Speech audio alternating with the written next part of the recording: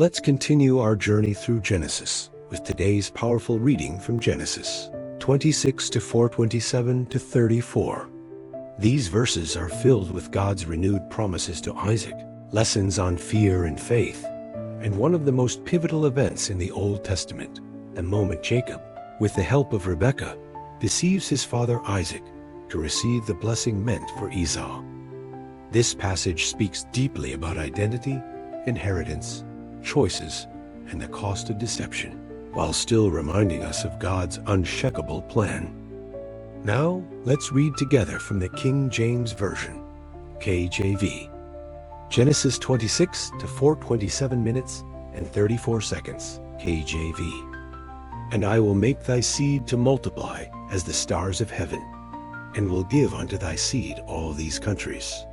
And in thy seed shall all the nations of the earth be blessed, because that Abraham obeyed my voice, and kept my charge, my commandments, my statutes, and my laws. And Isaac dwelt in Gerar. And the men of the place asked him of his wife. And he said, She is my sister. For he feared to say, She is my wife. Lest, said he, the men of the place should kill me for Rebekah, because she was fair to look upon. And it came to pass, when he had been there a long time, that Abimelech king of the Philistines looked out at a window, and saw, and behold, Isaac was sporting with Rebekah his wife. And Abimelech called Isaac, and said, Behold, of a surety she is thy wife. And how saidst thou, She is my sister? And Isaac said unto him, Because I said, Lest I die for her. And Abimelech said, What is this thou hast done unto us? One of the people might lightly have lain with thy wife, and thou shouldest have brought guiltiness upon us.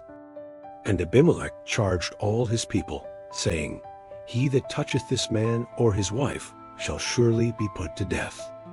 Then Isaac sowed in that land, and received in the same year 100-fold. And the Lord blessed him. And the man waxed great, and went forward, and grew until he became very great. For he had possession of flocks, and possession of herds, and great store of servants. And the Philistines envied him. For all the wells which his father's servants had digged in the days of Abraham his father, the Philistines had stopped them, and filled them with earth. And Abimelech said unto Isaac, Go from us, for thou art much mightier than we. And Isaac departed thence, and pitched his tent in the valley of Gerar, and dwelt there. And Isaac digged again the wells of water, which they had digged in the days of Abraham his father. For the Philistines had stopped them after the death of Abraham. And he called their names after the names by which his father had called them. And Isaac's servants digged in the valley, and found there a well of springing water. And the herdmen of Gerar did strive with Isaac's herdmen, saying, The water is ours. And he called the name of the well Esek, because they strove with him. And they digged another well, and strove for that also. And he called the name of it Sitnah. And he removed from thence, and digged another well. And for that they strove not. And he called the name of it Rehoboth. And he said, For now the Lord hath made room for us, and we shall be fruitful in the land. And he went up from thence to Beersheba. And the Lord appeared unto him the same night, and said, I am the God of Abraham thy father. Fear not, for I am with thee, and will bless thee, and multiply thy seed for my servant Abraham's sake. And he builded an altar there, and called upon the name of the Lord, and pitched his tent there. And there Isaac's servants digged a well. Then Abimelech went to him from Gerar, and Ahazeph one of his friends, and Phicol, the chief captain of his army. And Isaac said unto them, Wherefore come ye to me, seeing ye hate me, and have sent me away from you? And they said, We saw certainly that the Lord was with thee. And we said, Let there be now an oath betwixt us, even betwixt us and thee, and let us make a covenant with thee, that thou wilt do us no hurt, as we have not touched thee, and as we have done unto thee nothing but good, and have sent thee away in peace. thou art now the blessed. And he made them a feast, and they did eat and drink. And they rose up betimes in the morning, and sware one to another. And Isaac sent them away, and they departed from him in peace. And it came to pass the same day, that Isaac's servants came, and told him concerning the well which they had digged, and said unto him, We have found water. And he called it Sheba. Therefore the name of the city is Beersheba unto this day. And Esau was 40 years old when he took to wife Judith the daughter of Beeri the Hittite, and Bashemath the daughter of Elon the Hittite, which were a grief of mind unto Isaac and to Rebekah. And it came to pass that when Isaac was old, and his eyes were dim, so that he could not see, he called Esau his eldest son, and said unto him, My son. And he said unto him, Behold, here am I. And he said, Behold now, I am old. I know not the day of my death. Now therefore take, I pray thee, thy weapons, thy quiver and thy bow, and go out to the field, and take me some venison, and make me savory meat, such as I love, and bring it to me, that I may eat, that my soul may bless thee.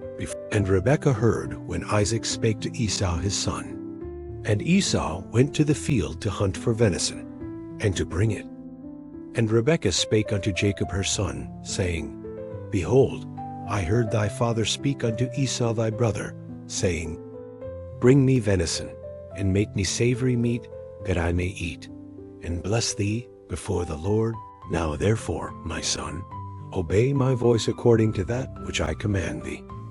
Go now to the flock, and fetch me from thence 2 good kids of the goats, and I will make them savory meat for thy father, such as he loveth. And thou shalt bring it to thy father, that he may eat, and that he may bless thee before his death. And Jacob said to Rebekah his mother, Behold, Esau my brother is a hairy man, and I am a smooth man. My father peradventure will feel me, and I shall seem to him as a deceiver, and I shall bring a curse upon me, and not a blessing. And his mother said unto him, Upon me be thy curse, my son. Only obey my voice, and go fetch me them. And he went and fetched, and brought them to his mother. And his mother made savory meat, such as his father loved.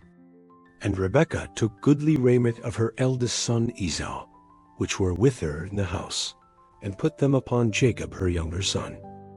And she put the skins of the kids of the goats upon his hands, and upon the smooth of his neck.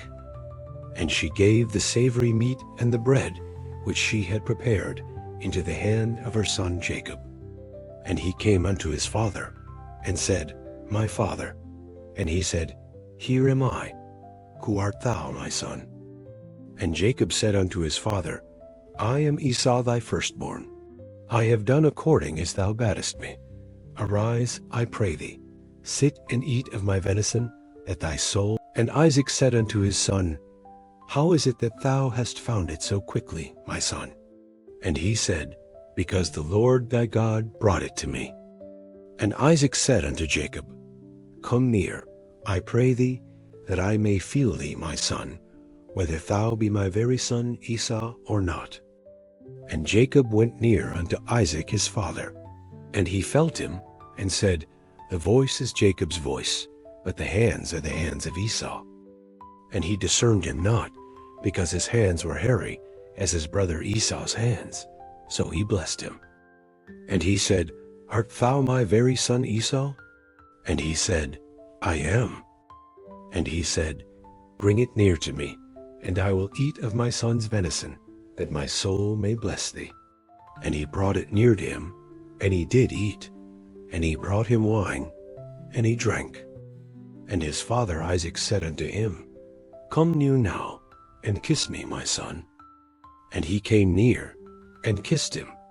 And he smelled the smell of his raiment, and blessed him, and said, See, the smell of my son is as the smell of a field which the Lord hath blessed.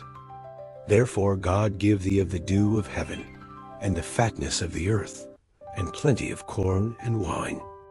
Let people serve thee, and nations bow down to thee. Be Lord over thy brethren, and let thy mother's sons bow down to thee. Cursed be every one that curseth thee, and blessed be he. And it came to pass, as soon as Isaac had made an end of blessing Jacob, and Jacob was yet scarce gone out from the presence of Isaac his father, that Esau his brother came in from his hunting. And he also had made savory meat, and brought it unto his father, and said unto his father, Let my father arise, and eat of his son's venison, that thy soul may bless me. And Isaac his father said unto him, Who art thou? And he said, I am thy son, thy firstborn Esau. And Isaac trembled very exceedingly, and said, Who? Where is he that hath taken venison, and brought it me? And I have eaten of all before thou camest, and have blessed him. Yea, and he shall be blessed. This part of Genesis is emotionally intense, spiritually layered, and full of life-changing truths. It walks us through God's faithfulness to Isaac, human weakness under pressure, and the deep consequences of deception, all while God's divine plan continues to unfold. Let's explore the deeper meaning and lessons behind what we've just read from Genesis 26:4 to 27:34. 1. God confirms his covenant with Isaac, Genesis 26:4-5. God repeats the same promises he gave to Abraham: blessing, descendants, land, and a future that will impact the world. But this time, he ties it to Abraham's obedience. Why this matters? God blesses Isaac not because of Isaac's performance, but because of Abraham's faithfulness. This is generational grace. Life application. Your walk with God doesn't just affect you, it sets a path for those who come after you. Faith leaves a legacy. 2. Isaac repeats Abraham's mistake, Genesis 26:6-11. Isaac lies about Rebekah, calling her his sister, just like Abraham did with Sarah. Fear causes him to hide the truth, even after hearing directly from God. God's mercy shines through. Despite the lie, God protects them, and even uses Abimelech again to correct the situation. Life application. Even people of great promise repeat old mistakes.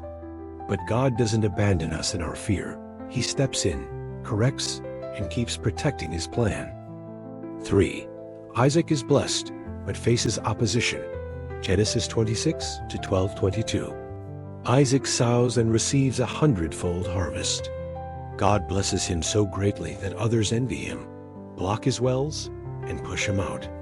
Yet Isaac keeps moving peacefully and finds space at Rehoboth. Now the Lord has made room for us. The test of blessing. Prosperity didn't make life easier, it brought conflict. But Isaac didn't fight back. He kept moving until there was peace. Life application. Not every blessing comes without challenge. Sometimes people will envy what God gave you. Keep digging your wells. God will make space for you. 4. Isaac's renewed encounter with God, Genesis 26:23-25. In Beersheba, God appears again and says, Fear not, I am with thee. Isaac responds by building an altar, pitching a tent, and digging another well. This is spiritual maturity. Isaac's first response is worship, not worry. He recognizes the source of his blessings. Life application. When God gives you peace and confirmation, build your altar there. Stay rooted in gratitude. 5. Rebekah and Jacob's deception. Genesis 27:1-29. Rebekah overhears Isaac's plan to bless Esau and quickly comes up with a plan to trick him. She disguises Jacob, and together they deceive Isaac into giving the blessing to the wrong son. Spiritual tension. God had already said Jacob would lead. But instead of trusting his timing, Rebekah and Jacob manipulate the situation. Isaac is suspicious. He feels the deception, but blesses Jacob anyway, speaking words that cannot be reversed. Life application. Sometimes we try to force God's promise instead of trusting His plan. But God's will doesn't need our manipulation. It needs our obedience. 6. Esau's return and Isaac's trembling. Genesis 27:30-34. When Esau returns, it's too late. Isaac trembles, realizing what just happened. His words are final. I have blessed him, yea, and he shall be blessed. This moment is sobering. The cost of deception is high. Esau is devastated.